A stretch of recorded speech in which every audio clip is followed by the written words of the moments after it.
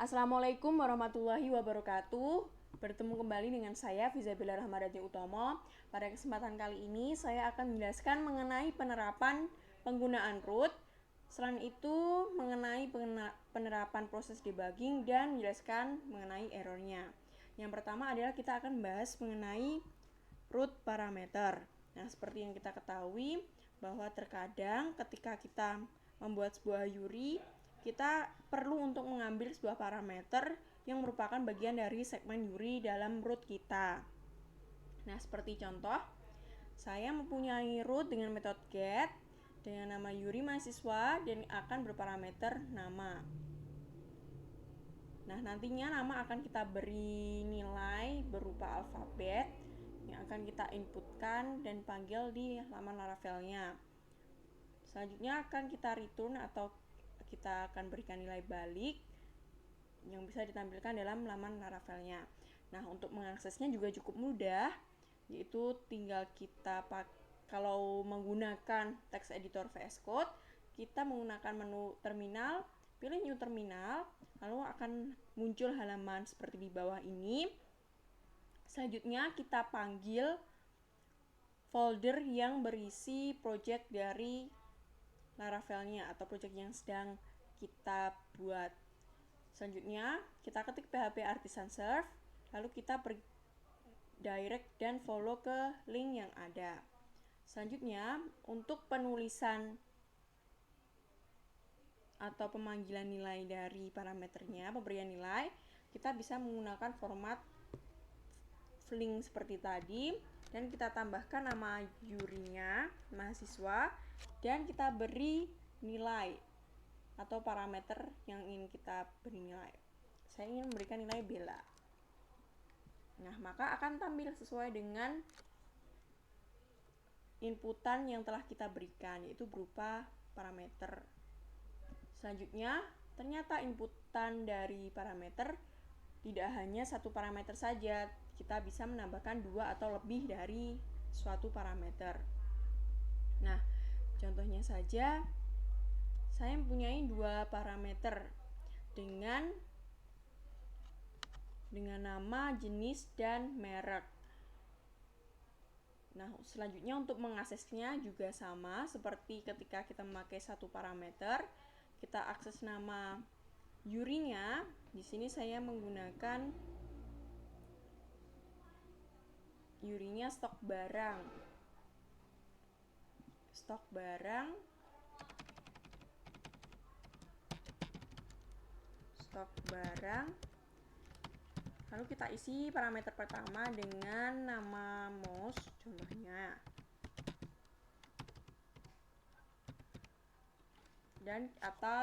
Dan parameter kedua kita isi dengan mereknya Rexus.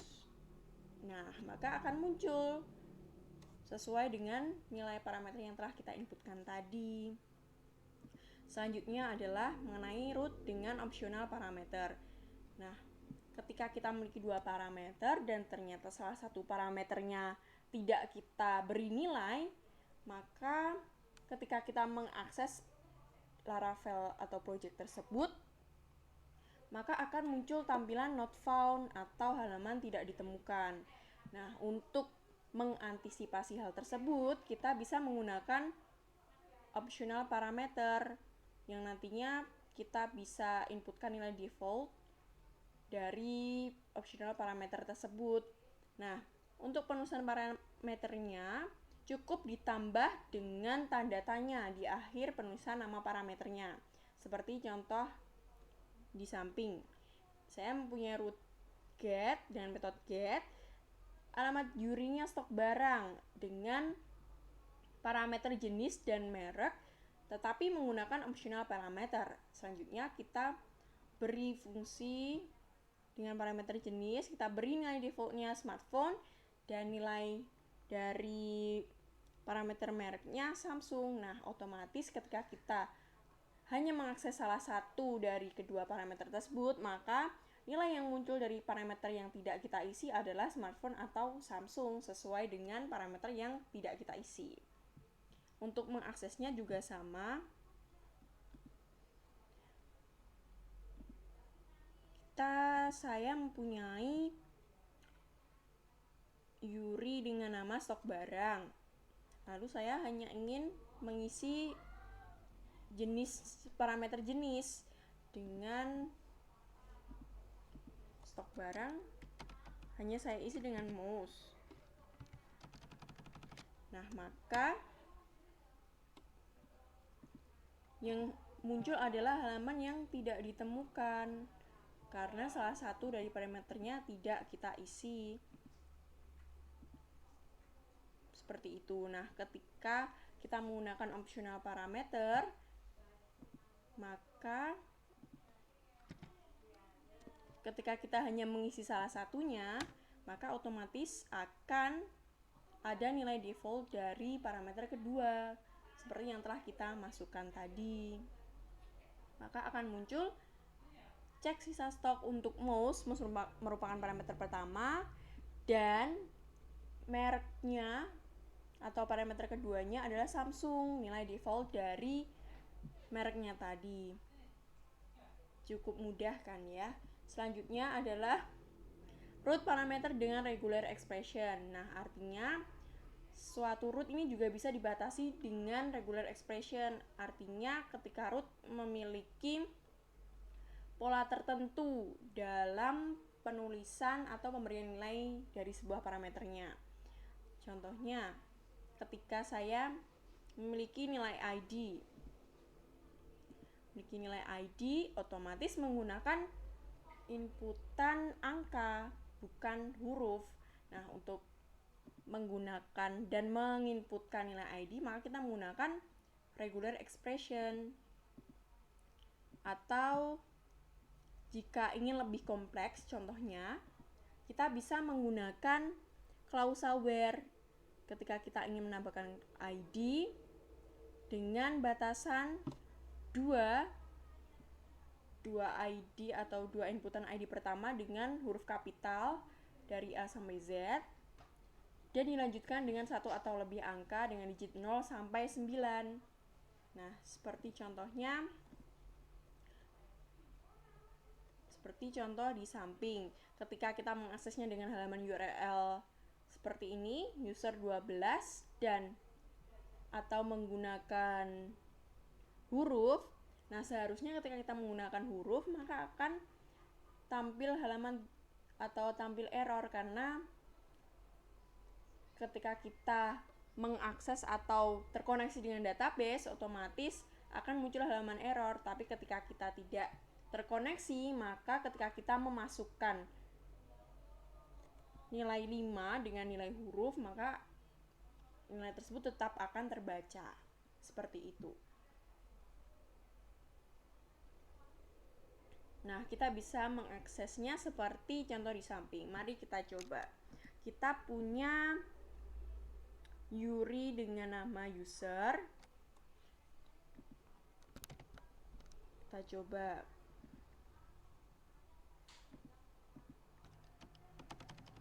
Dengan nama user. Selanjutnya ada batasannya dengan 2 digit pertama adalah huruf kapital dari A sampai Z. Terserah ya, contohnya AS. Lalu bisa diisi dengan 1 atau lebih digit angka dari 0 sampai 9. Contohnya saya mengisi 8 dan 9. Maka yang akan muncul adalah angka yang kita inputkan tadi sesuai dengan batasan atau regular expression yang kita masukkan tadi. Nah, selanjutnya kita memiliki root redirect. Nah, root redirect ini fungsinya adalah untuk memanggil sebuah root dalam root yang lainnya. Nah, contohnya di sini saya mempunyai root dengan metode get dengan Yuri hubungi kami, yang nantinya akan mereturn sebuah halaman Laravel dengan hasil hubungi kami. Nah, ketika kita menggunakan root redirect yang ditandai dengan nama redirect di sini, nah, ketika kita mengakses sebuah Yuri dengan alamat kontak us, maka kita akan langsung terdirect ke root hubungi kami. Nah, contohnya Selanjutnya adalah root group. Root group sendiri memiliki fungsi dalam penulisan suatu project, ya, artinya penulisan bisa lebih efisien dan menghemat letak atau tempat. Nah, root group sendiri biasanya ditandai ketika semua root yang menggunakan awan segmen yang sama. Nah, saya mempunyai contoh segmen admin. Nah, mempunyai segmen yang sama untuk root mahasiswa, dosen, dan karyawan.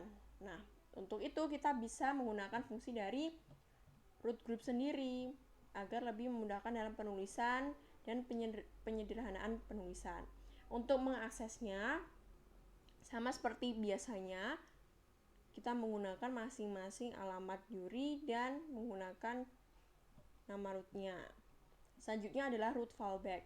Root fallback ini digunakan ketika kita ingin membuat variasi atau kreativitas mengenai sebuah halaman Laravel agar halamannya tidak sesuai format yang pada umumnya. Contohnya ketika kita menampilkan halaman 404 yang berarti not found, kita bisa menggantinya dengan menggunakan root fallback yang bisa kita ganti dengan kreativitas kita. Contohnya, saya di sini menggunakan maaf alamat tidak ditemukan agar nantinya ditampilkan ketika sebuah halaman tidak bisa diakses, seperti itu. Selanjutnya adalah root priority.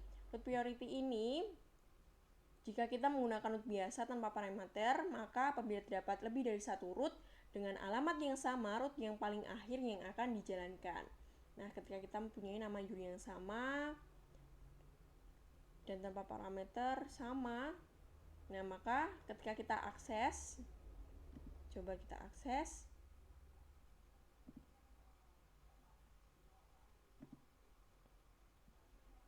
nah maka yang tampil adalah root yang terakhir. Selanjutnya berbeda dengan ketika kita mempunyai root yang berparameter. Nah, ketika kita punya root yang berparameter, maka yang akan diakses adalah root yang pertama kali dilakukan penulisan. Contohnya adalah seperti ini.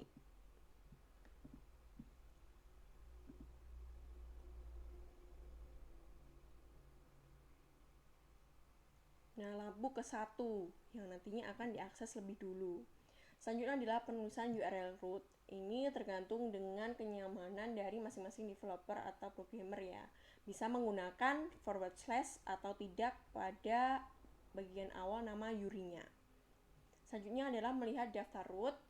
Nah, untuk melihat daftar root kita bisa menggunakan CMD atau pada text editor masing-masing. Contohnya saya menggunakan VS Code, yaitu kita klik terminal, new terminal.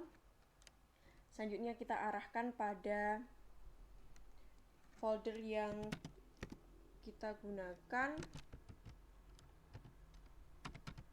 untuk penulisan projectnya.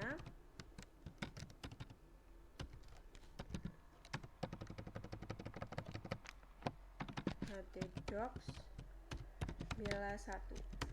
Selanjutnya kita tulis php artisan serve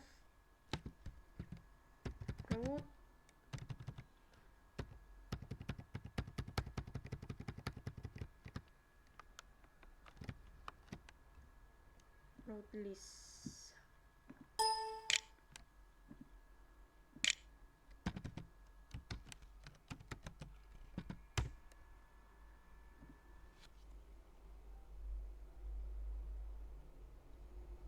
Mohon maaf, penulisannya php artisan root list tanpa serve. php artisan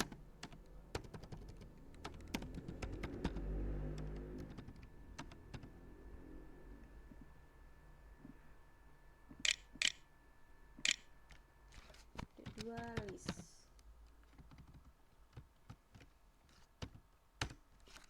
Maka akan muncul list dari root yang telah kita buat dengan adanya kolom domain, method, Yuri, name, action. Nah, selanjutnya kita bisa mengetahui mengenai error display dan proses debugging. Nah, dalam menulis kode program, error adalah hal yang sangat dimaklumi terjadi ya, dan biasanya proses pencarian error ini disebut dengan debugging. Nah, untuk penulisan error atau pemahaman mengenai error bisa kita lihat ketika kita membuat suatu program dan dalam teks editor ada tanda merahnya seperti ini, maka kita bisa tandai bahwa itu adalah merupakan sebuah error. Atau bisa kita lihat ketika kita membuka menu problems, akan langsung terlihat pesan error yang terjadi. Contohnya adalah ketika saya membuat error dengan menghilangkan tanda titik koma dalam sebuah fungsi.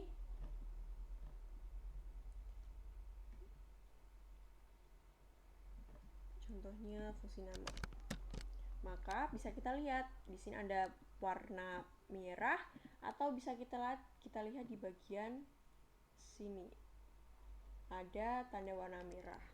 Atau jika ingin lebih detail, kita bisa buka terminal, new terminal, ternyata ada problems dan bisa kita ketahui problemnya apa.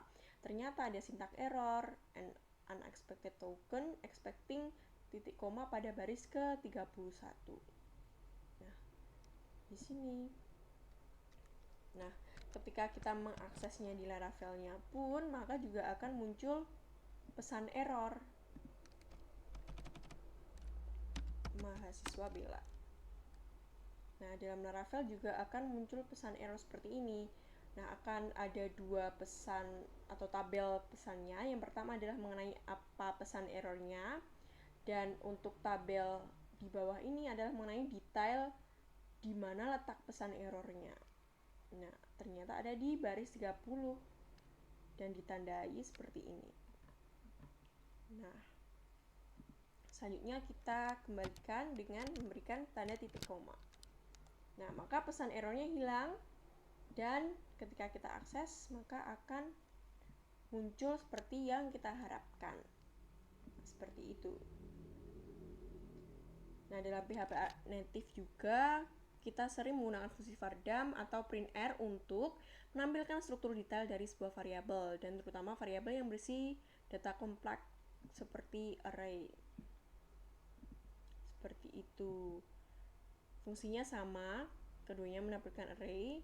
Nah, untuk menghentikan penulisan dari suatu kode yang ketika ditampilkan memiliki pengulangan penulisan, maka kita bisa menggunakan fungsi die untuk menghentikan fungsi dari variabel vardam, fungsi vardam. Selain itu, nah, teknik seperti ini juga memudahkan kita mencari sumber error, karena alasan itu pula Laravel juga menyediakan fungsi khusus yang mengupgrade tampilan vardam bawaan PHP dengan fungsi dd. Nah, fungsi dd ini sama dengan fungsi dump and die pada umumnya. Singkatannya juga sama, dump and die. Nah, selanjutnya untuk lebih kompleks kita bisa menggunakan fungsi dd seperti gambar di samping untuk menampilkan secara lebih detail pesan array-nya. Nah, hasil fungsi dd lebih interaktif karena ada background merah dengan warna font yang mencolok ya. Dan kita juga bisa mengklik tanda titik 2, tanda segitiga panah untuk membuka dan menutup isi array. Nah, untuk penggunaan print answer sendiri sama fungsinya dengan vardam, yaitu untuk menampilkan isi array, tapi dalam pengaksesannya dan tampilannya akan lebih terlihat sederhana daripada fungsi vardam. Nah, sampai di sini terima kasih. Wassalamualaikum warahmatullahi wabarakatuh.